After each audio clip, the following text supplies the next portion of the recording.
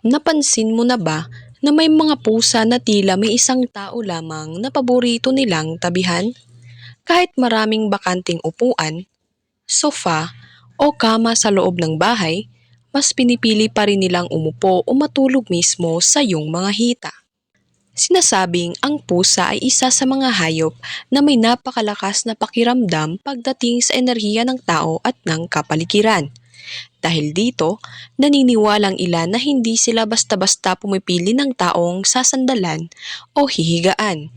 Kapag ikaw ang madalas nilang lapitan at gawing pahingahan, maaaring may ipinapahiwatig itong magandang senyales tungkol sa iyong buhay.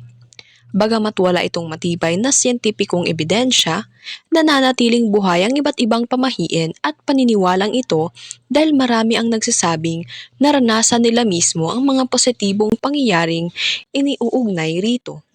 Totoo man o hindi, hindi may kakailang nakakatuwang pag-usapan ang mga misteryo ng ating mga alagang pusa. Lalo na kapag ang simpleng pag-upo nila sa ating kandungan ay iniuugnay sa swerte, proteksyon, kasaganaan at mabuting biyaya.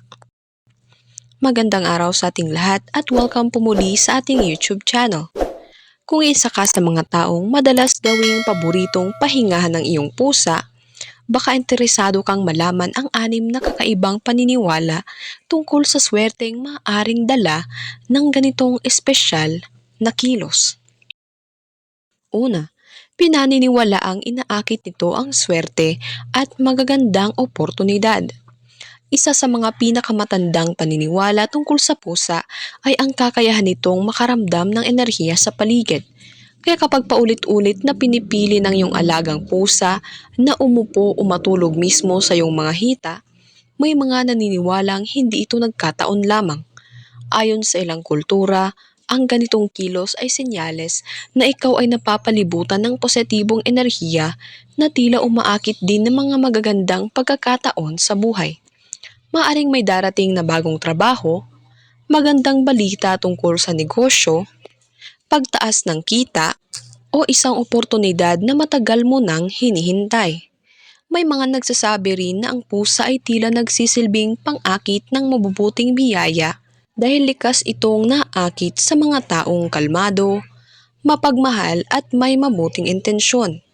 Bagamat isa lamang itong paniniwala, marami ang naniniwalang kapag mas madalas kang lapitan ng iyong pusa, mas marami ring positibong pagbabago ang maaring dumating sa iyong buhay.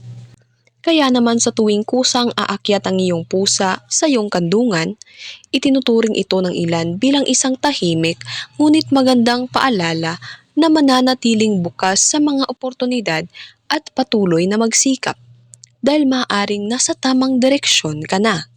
Pangalawa, sinasabing sumisimbolo ito ng proteksyon laban sa negatibong enerhiya. Sa iba't ibang paniniwala, hindi lamang alagang hayop ang turing sa pusa, kundi isa ring tahimik na tagapagbantay ng tahanan. Pinaniniwalaang sensitibo sila sa mga pagbabago sa enerhiya ng isang lugar at maging sa emosyon ng tao.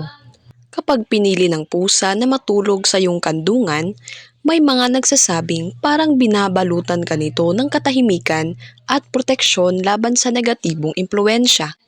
Ayon sa ilang matatanda, maaaring nararamdaman ng pusa kung ikaw ay pagod, malungkot o maraming iniisip, kaya kusa itong lumalapit upang samahan ka.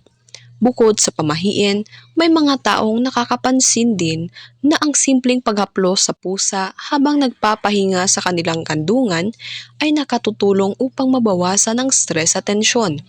Dahil dito, lalo pang tumitibay ang paniniwala na ang presensya ng pusa ay may dalang kapayapaan at positibong enerhiya.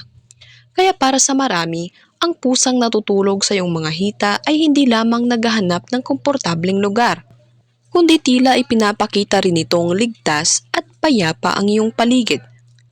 Pangatlo, pinaniniwala ang senyalis ito ng pagdating ng kasaganaan sa tahanan. Sa ilang tradisyon sa Asya at maging sa ilang lumang pamahiin sa Pilipinas, ang pusa ay matagal nang iniuugnay sa kasaganaan at magandang kapalaran. Kaya kapag ang iyong pusa ay madalas na nagpapahinga sa iyong kandungan, may mga naniniwalang ito ay simbolo ng paparating na biyaya sa iyong tahanan. Hindi man ito agad nangangahulugang magkakaroon ka ng malaking halaga ng pera, maaaring ito ay tumutukoy sa unti-unting pagbuti ng kabuhayan, pagdami ng pagkakataong kumita, o pagdating ng mga taong makatutulong sa iyong pagunlad. Ang pusa ay kilala rin bilang hayop na pumipili lamang ng lugar na sa tingin nito ay ligtas at komportable. Kaya kung ikaw ay madalas nitong pinipili, sinasabi ng ilan na para bang kinikilala nito ang tahanang puno ng pagmamahalan at mabuting enerhiya. Ang ganitong paniniwala ay nagsisilbing inspirasyon upang ipagpatuloy ang pagiging masipag, mapagbigay at positibo dahil ang tunay na kasaganaan ay hindi lamang nasusukat sa pera kundi pati na rin sa kapayapaan, mabuting relasyon at kaligayahan sa loob ng tahanan. Pang-apat, sinasabing ikaw ay pinagkakatiwalaan at pinagpala. Hindi madaling makuha ang buong tiwala ng isang pusa. Bilang likas na maingat at mapagmasid na hayop, bihira silang matulog ng mahimbing sa taong hindi nila lubos na pinagkakatiwalaan. Kaya kapag kusang umakyat ang iyong pusa sa iyong kandungan at nakatulog pa rito, isa itong malinaw na senyales na ligtas ang pakiramdam nito sa iyong presensya. Sa ilang paniniwala, ang ganitong kilos ay hindi lamang tanda ng tiwala kundi simbolo rin ng pagpapala. Pinaniniwalaang ang mga taong may mabuting puso, mapag-aruga at mahinahon ng ugali ay mas madaling lapitan ng mga hayop, lalo na ng mga pusa. Kaya naman may mga nagsasabing ang pusang pumipili sa iyo ay tila kinikilala ang kabutihan ng iyong pagkatao. Ang pinakamagandang swerte raw ay hindi lamang material na kayamanan, kundi ang pagkakaroon ng respeto, pagmamahal at tiwala.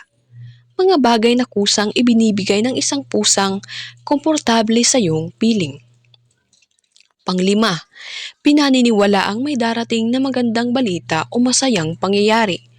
May mga pamahiin ding nagsasabing kapag ang pusa ay biglang naging mas malambing kaysa karaniwan at halos araw-araw nang gustong umupo sa iyong kandungan, maaaring may magandang balitang paparating. Para sa ilan, ito ay maaaring tungkol sa trabaho, negosyo, pag-aaral, pag-ibig o maging sa kalusugan ng pamilya. Ang iba naman ay naniniwalang ang pusa ay tila nakakaramdam ng mga pagbabago sa kapaligiran bago pa man ito mangyari. Dahil dito, ang pagiging malapit nito sa iyo ay tinuturing na simbolo ng mga positibong pangyayari na unti-unti nang lumalapit. Kahit walang kasiguraduhan ng ganitong paniniwala, nagbibigay ito ng pag-asa at positibong pananaw sa maraming tao. Sa halip na mabuhay sa pag-aalala, mas pinipili nilang isipin na bawat lambing ng kanilang pusa ay paalala na may mga magagandang bagay pang naghihintay sa tamang panahon.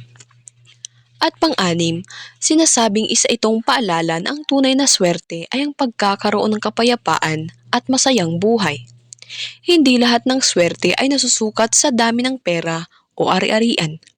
May mga paniniwalang ang pusang kusang natutulog sa iyong kandungan ay parang nagpapaalala na ang pinakamahalagang biyaya ay ang pagkakaroon ng kapayapaan ng isip at tahanang puno ng pagmamahalan. Ang isang pusa ay hindi magpapahinga ng mahimbing kung nakakaramdam ito ng panganib o matinding tensyon. Kaya kapag pinili nitong manatili sa iyong kandungan ng matagal, maaaring ipinapakita nitong komportable, ligtas at payapa ang nararamdaman nito sa iyong presensya.